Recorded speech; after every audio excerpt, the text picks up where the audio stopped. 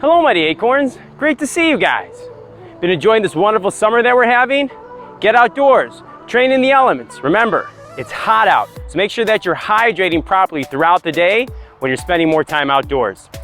This week, I got a lot of questions about fasting. People have been talking about, oh, should I be compressing the amount of time in which I eat? Great question. So here's what I want you to remember.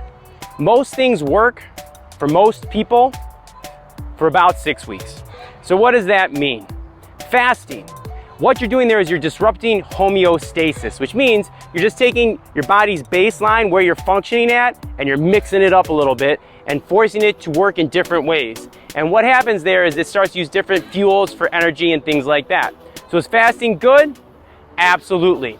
What I would say is play with it and don't make it something that you do forever. So for example, right now, I wake up around 6 in the morning and I really don't eat anything until after 10 a.m. So that means I'll get up, I'll walk, I'll work out, I'll do some work, and then around 10 a.m. I'll eat the first thing of the day. I usually start out light with fruits and vegetables, build up a little bit throughout the day, and then I generally don't eat anything after 8 or 9 o'clock at night. So that way I'm making sure I'm getting a good 12 to 14 hour window in there that I'm not eating. The goal is to not eat all throughout your day, but let your body work within a certain window of food and a certain window without food.